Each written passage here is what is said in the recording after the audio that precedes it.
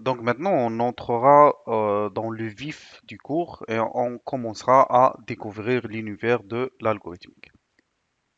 Donc la première des notions, ce sera la notion de variable. Et dans les langages de programmation, une variable va servir à stocker la valeur d'une donnée. Parce qu'en général, si on est en train d'écrire un algorithme, on ne traite que le cas général. Par exemple, si on a un algorithme qui permet de résoudre l'équation ax plus b est égal à 0, la première des étapes à faire, c'est connaître la valeur de a et la valeur de b.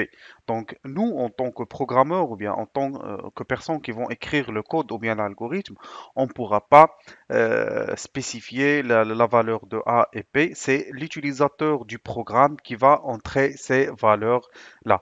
Et pour pouvoir les utiliser, ou bien pour pouvoir rendre notre programme plus flexible, on utilisera les variables.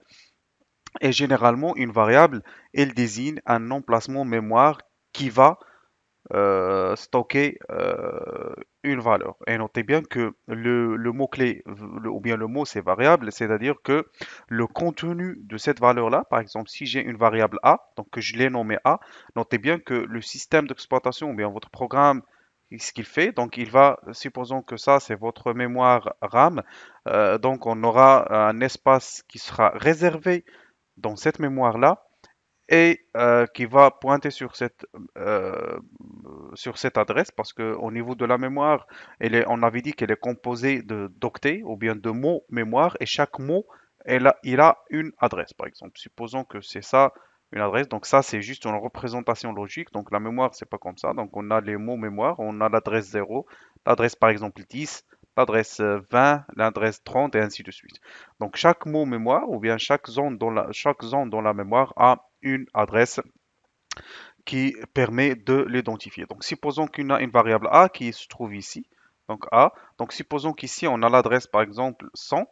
Et votre programme, à chaque fois, vous allez saisir, donc supposons que c'est l'utilisateur qui va saisir la valeur de A, il va mettre cette valeur-là dans la zone mémoire 100. Donc supposons qu'il a saisi 5, donc il va mettre cette valeur dans 100. Donc supposons que tout au long de votre programme, à un certain moment, la valeur de A ou bien l'utilisateur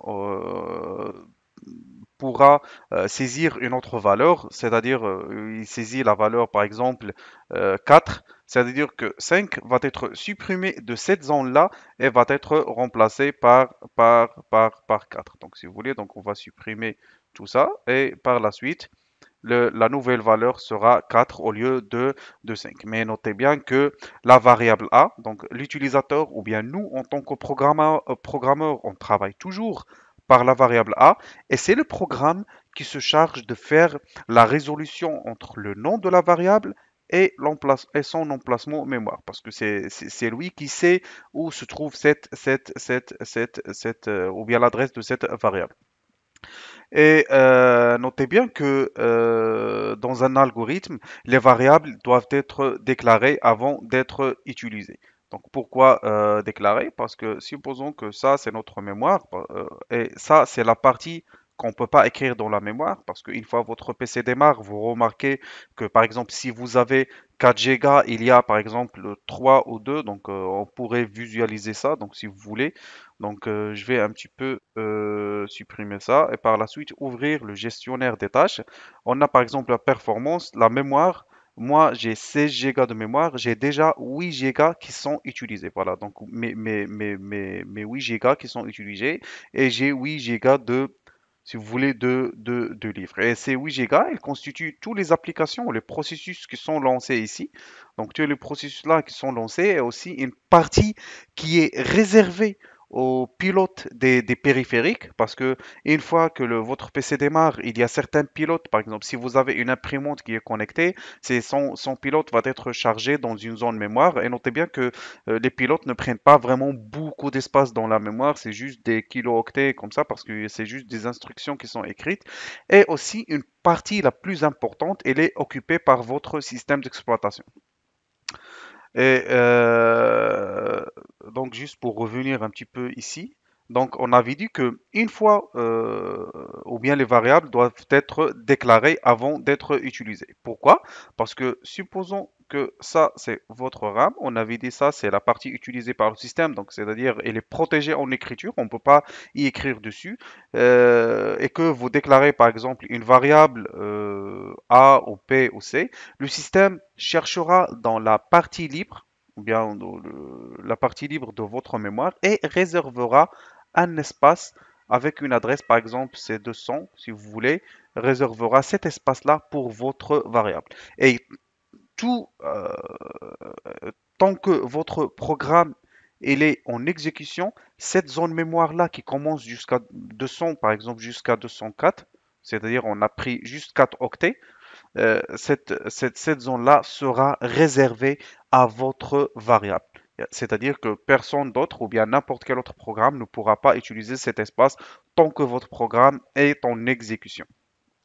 Et une fois déclaré, ou bien pour déclarer une variable, on aura besoin d'un nom de la variable, parce que jusqu'à maintenant, on a utilisé par exemple le A pour identifier la variable, ce qu'on appelle l'identificateur de variable ou bien le nom de la variable, et aussi son type.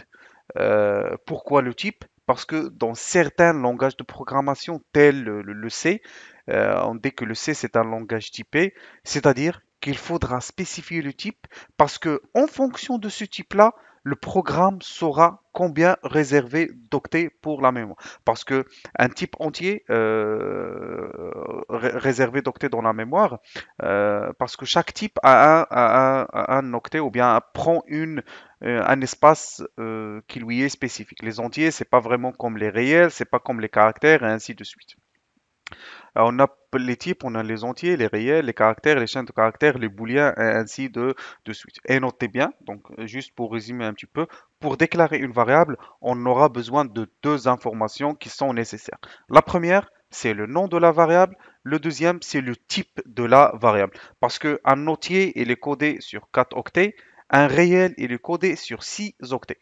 Par exemple, si on déclare la variable A en tant que entier, donc dans la mémoire, on aura 200. Par exemple, la case, donc on aura la case 200.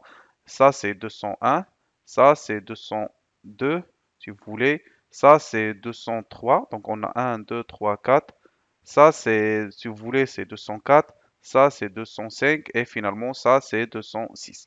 Par contre, si on la déclare comme étant un entier, donc on ne prendra que les 4 cases. Donc c'est ces 4 cases-là et non pas les deux restants parce qu'on a juste besoin de 4 octets. C'est pour ça que le type il est important parce qu'il définit la taille de l'espace à réserver pour cette variable